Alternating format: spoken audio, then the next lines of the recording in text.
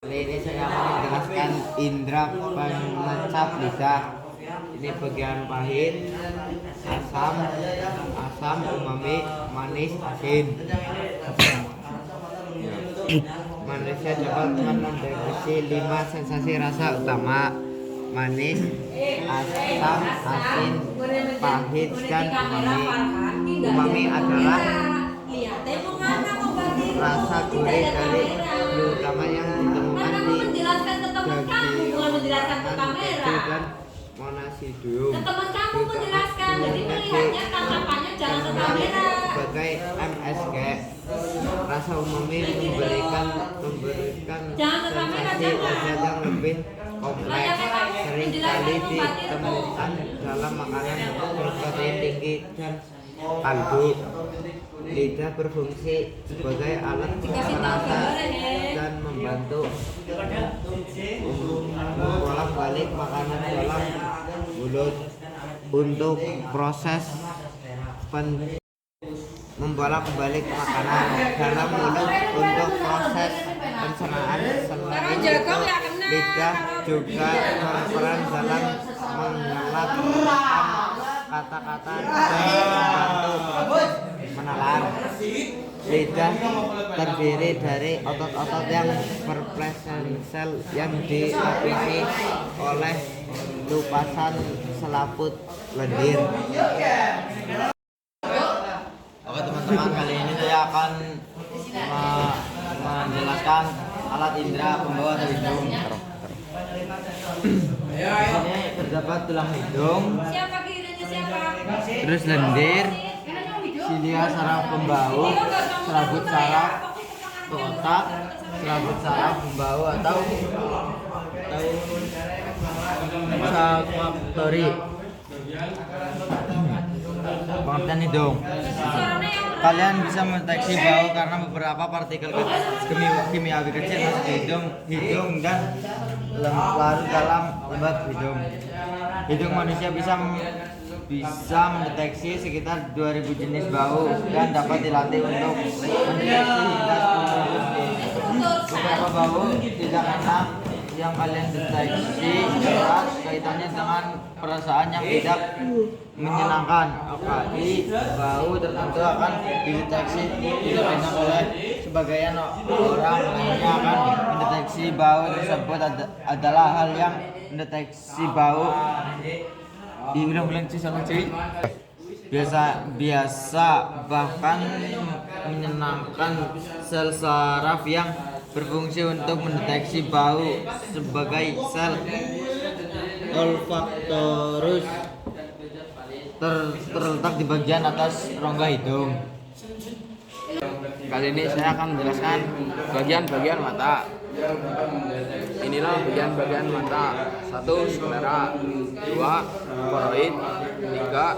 Iris, 4. Lensa, 5. Pupil, 6. Kornea, 7. Aqueous humor, 8. Clearus humor, 9. Retina, 10. Fovea, 11. Bintik buta, 12. Saraf optik. Selanjutnya, fungsi-fungsi sklera adalah sebagai dinding pelindung bola mata yang kuat.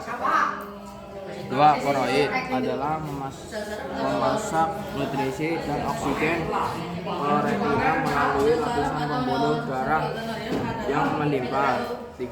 Iris adalah jumlah cahaya yang masuk ke mata dengan cara mengatur ukuran pupil serta berfungsi sebagai penanda identitas yang pada setiap orang. 4. Lensa mata memiliki kemampuan akomodasi atau berubah titik untuk fokus pada objek jarak dekat atau jauh. 5. Pupil adalah untuk mengatur jumlah cahaya yang masuk ke mata dengan cara melebarkan atau membesar atau menyempit atau mengecil sesuai intensitas cahaya di sekitarnya. 8. Kornea adalah memfokuskan cahaya agar bisa melihat objek dengan jelas.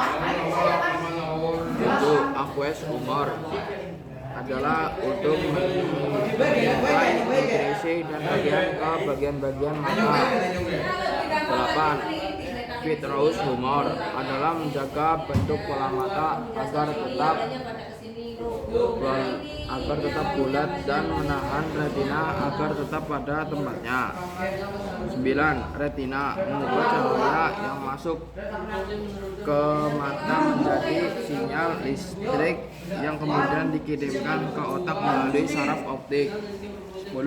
Fovea adalah memberikan ketajaman visual tertinggi atau penglihatan fovea karena kepadatan sel fotoseptor kerucut yang tinggi dan susunan sel yang khusus. 11. Bintik buta adalah sebagai titik pertemuan saraf optik yang membawa berkas cahaya dari mata ke otak untuk diproses. Saraf optik adalah mengirimkan informasi visual dari retina mata ke otak untuk diproses sehingga memungkinkan kita melihat. Teman-teman, saya akan menjelaskan tentang bagian dan struktur lapisan kulit. 1. Batang rambut.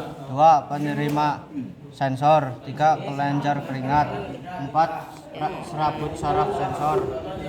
6. 5. Sena. 6. Arteri. 7. Akar rambut. 8. Kandungan rambut atau folikel. 9. Hipodermis. 10. Dermis. 11. Epidermis. 12. Urat saraf. 13. kelenjar paling. Selanjutnya saya akan menjelaskan indera praba atau kulit. Kulit berfungsi sebagai pelindung tubuh dari faktor luar, tempat untuk mengeluarkan keringat, menimbun lemak tak berfungsi tubuh, serta tempat terbentuknya vitamin B melalui paparan sinar matahari. Struktur kulit manusia terdiri dari 3 lapisan kulit. Lapisan pertama yaitu epidermis adalah lapisan kulit paling luar yang tersusun dari lapisan korneum dan malpighium. Lapisan korneum terdiri dari mani yang terus terkelupas dan digantikan oleh sel kulit. Sedangkan lapisan malpighium memberi warna merah kulit. Dermis adalah lapisan yang mengandung pembuluh darah, ujung saraf, akar rambut, kelenjar keringat, dan kelenjar minyak. Lapisan ini berperan dalam mendistribusikan nutrisi ke seluruh tubuh. Memberikan sensasi sentuhan. Epidermis merupakan lapisan terdalam kulit yang mengandung banyak lemak.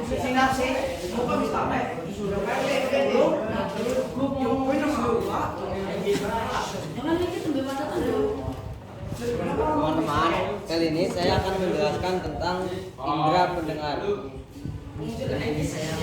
Yang pertama, di indera pendengar memiliki 3 bagian, yaitu telinga luar, telinga dalam, dan telinga tengah.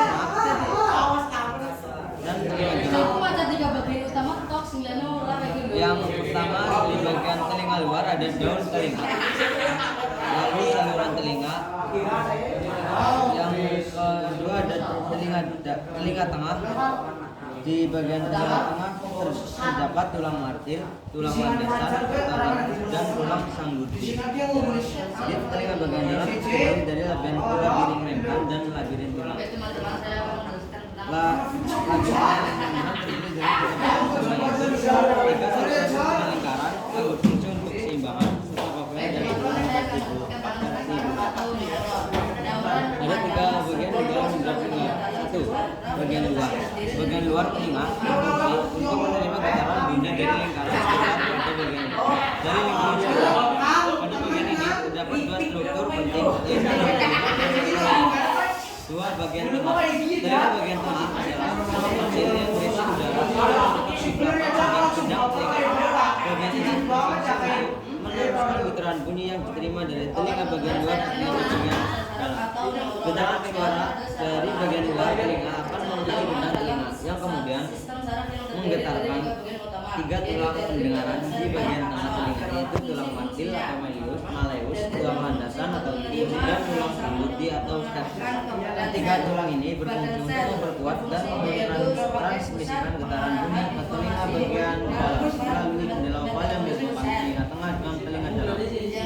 Tiga bagian dalam. Bagian dalam telinga terdiri dari labirin membran dan labirin tulang. Labirin tulang berfungsi untuk melindungi bagian telinga yang sensitif, sedangkan labirin membran terdiri dari tiga bagian utama, yaitu tiga saluran setelah lingkaran yang berfungsi untuk keseimbangan, serta koklea dan saluran vestibular.